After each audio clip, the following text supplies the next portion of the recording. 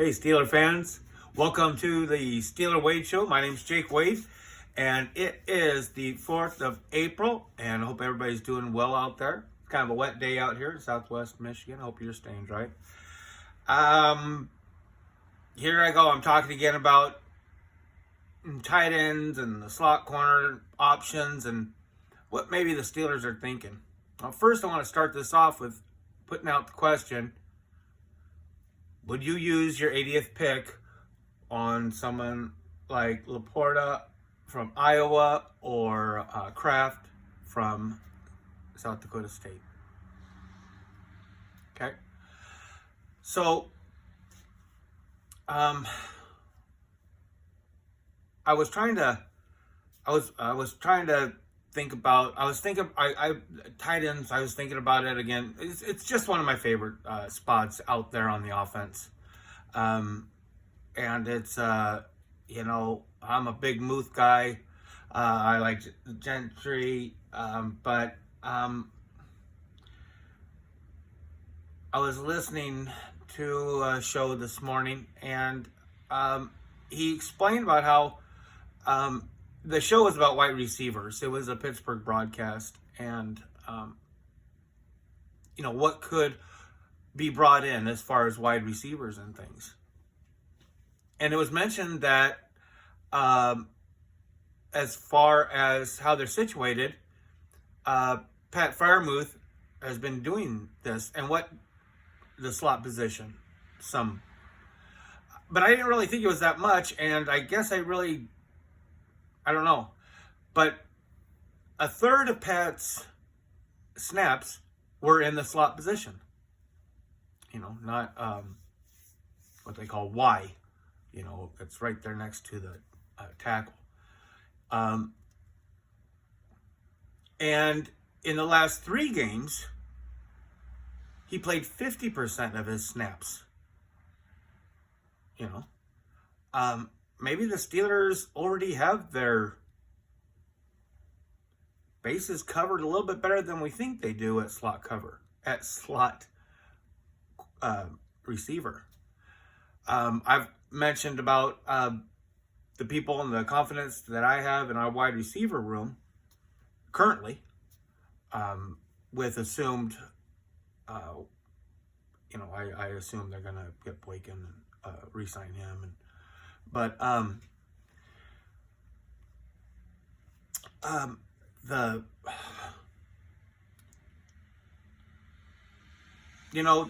this draft is so unpredictable, and that's what's so neat, because we have absolutely no idea. That's why I kind of want to, there's always all these, you get so much talk on the number 1 draft pick, that your team is going to do, it's exciting for Steeler fans this year, I think, to see 2-round mocks, because they get to see 3 picks, excuse me, and you'll see 3-round mocks, a little bit less,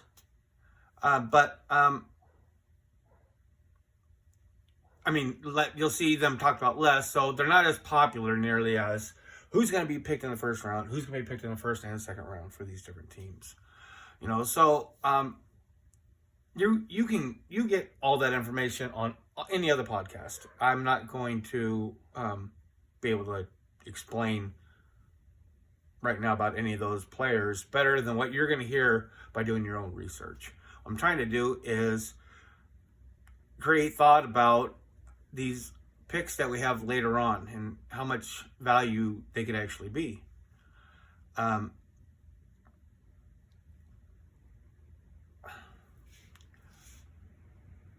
Right now we have Pat Freiermuth.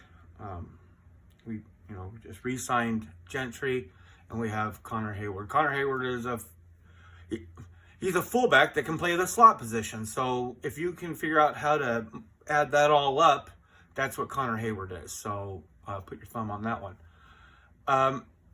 And Gentry came a long way, as far as being a blocker. And I've always liked Gentry. But it's like I'm kind of like seeing a ceiling. Maybe the Steelers are seeing a ceiling also. I believe his new contract was only another year. I think I would have remembered if it was 2 years, but it could have been. I mean, I've been wrong 3 times this year so far, and it's already April. But the mucka. What I'm thinking though is, like, the draft, the tight end. Maybe we already have it there a little bit better than what we think.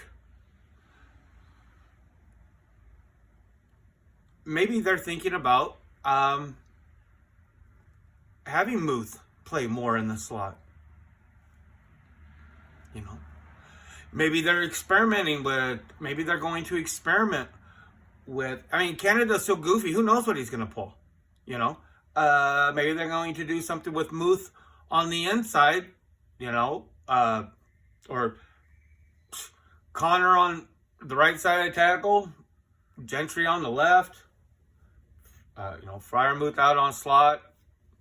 You know, the thing about it is that with Gentry, he might have a ceiling, and so now I'm looking at this great value that could happen in this draft, because the tight end draft class is so deep. Now, I'm no expert, but a couple of the positions, few of the positions that always seem to me to like drag more than I would think that they should by value, you know, centers, running backs, and tight ends. Now, I'm sure other people have other opinions about different things and stuff, but I would think that those kind of positions would slide a little easier, or they just do slide, or they just. And what is that going to do to a class that's already very deep? Well, right off the bat, I know I can say this: a team would be very likely to get what is usually a 5th round draft pick in the 7th round. You could get somebody that could start in 2 years, you know, as a blocking, as a Gentry, you know, with a throwaway pick. I'm pretty positive about that one. I can say, I guess I know that, you know. But where this comes into play is that maybe, like before my other podcast, I've said, I think if I can't get my Darnell Washington birthday wish, I still like the idea of introducing another tight end to this, especially because I already thought that the value was going to be great. And I thought that if we could get Luke Schoonmaker out of Michigan at the 120 pick, that'd be great. And I still do think that'd be a great pick.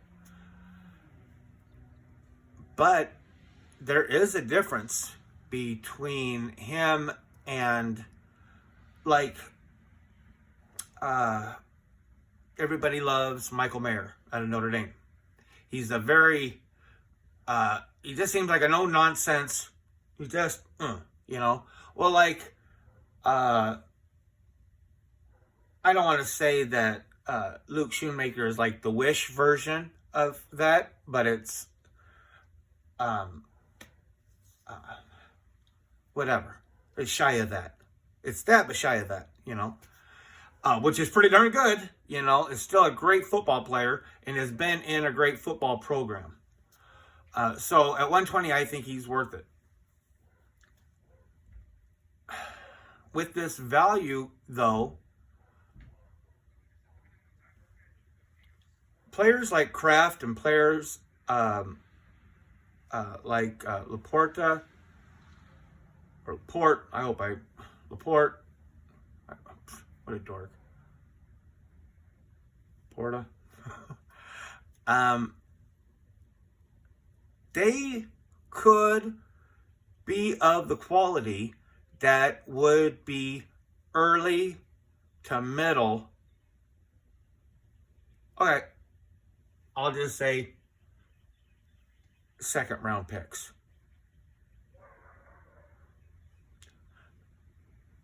Arguably, if I'm totally out of the water, those two guys are as good as what normally you could get in the second round. And you are getting a bomb fucking bay tight end in the second round of any NFL draft. I'm kind of circling the wagon saying that the tight ends don't usually go for often as much as I think they should. You're getting a heck of a player if you get a tight end in the second round. One that you can see contributing immediately. Where you can't say that about your first round picks. First round picks, you're picking people always want to say they're going to be an instant contributor, but a smart team would end up picking that first round draft pick has got to be. It's got to be more of a ceiling pick. That's quarterbacks. Well, I guess wide receivers are kind of different than that, but even a first round draft pick tackle. There's a very good chance. Broderick Jones has an amazing ceiling. Okay? That doesn't mean that he can step in here and beat Dan Moore with 2 years of experience. His ceiling may be way higher than Dan Moore's, but for this year coming up, he may not be as effective. And you might not want to put him on the line right away anyway. Even if they were the exact same. You might want to have Dan Moore out there and this guy learning. Or this guy available. And that's your 17th pick.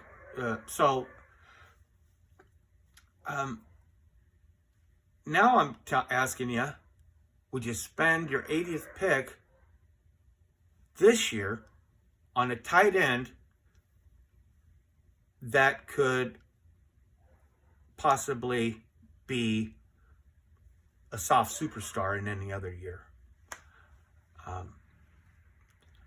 I initially went into this because I thought about, I'm always lingering with the idea of the undrafted rookies that are going to be available this year. And I think that the Skeelers scoot me down the street. Their scouting team, I have a feeling that this is going to be one of the best years for undrafted rookies for the Steelers. That's just a bold prediction. So I kept thinking about, there's going to be tight ends in this class that are, 9th ranked in this class that might go undrafted. That's an 8th round, there's a chance it might not be drafted. And an 8th ranked tight end in this year's class is not so bad. Those are mid 4th rounders. Those are those could be amazing special teams people.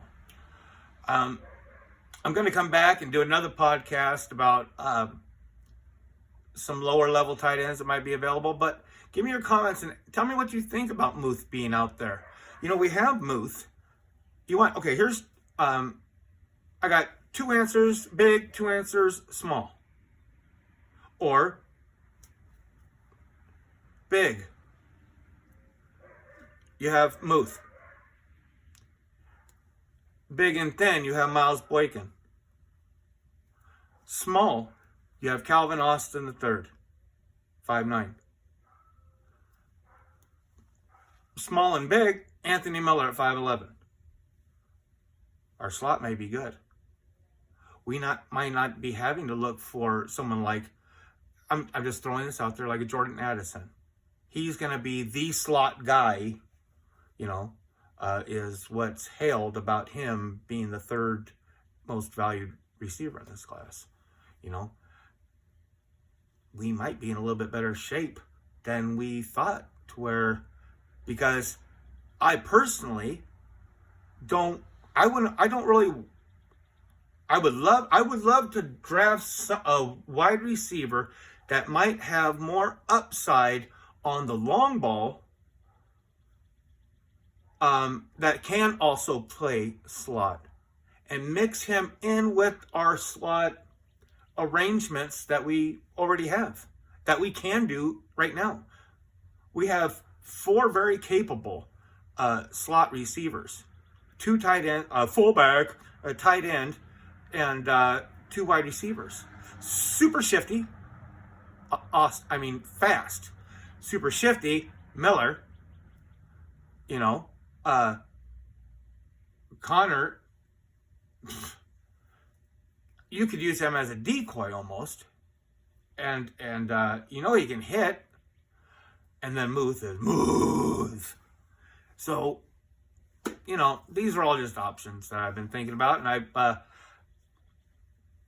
I just would rather have. I'm just now opening up to this idea about a wide receiver. Again, I'm thinking about I don't want to be looking at receivers like the Josh Downs and I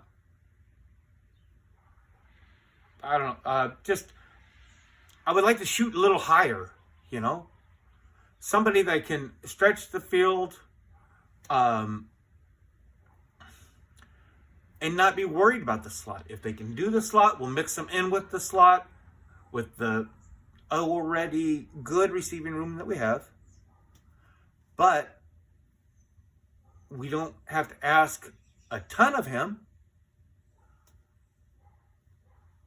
Besides time at the slot, we could have him spelling Pickens or DJ.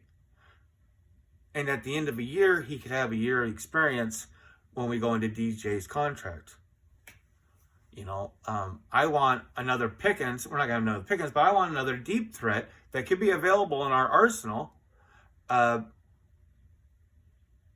I'm not saying that Austin isn't a deep threat. I'm not saying that Boykin or Miller are not deep threats. They are all very capable. But you know what I'm talking about. A couple trees. Martavius Bryant going down, or just anything. Just we used to have, like Juju used to play the slot well. He's a big boy. Juju was a big boy. Maybe we need more of that bigness. But maybe just a little bigger. Sometimes I like the idea of Freiermuth being out there. Folks, I've been rambling long enough. Can you believe I actually wanted to do a couple profiles on guys?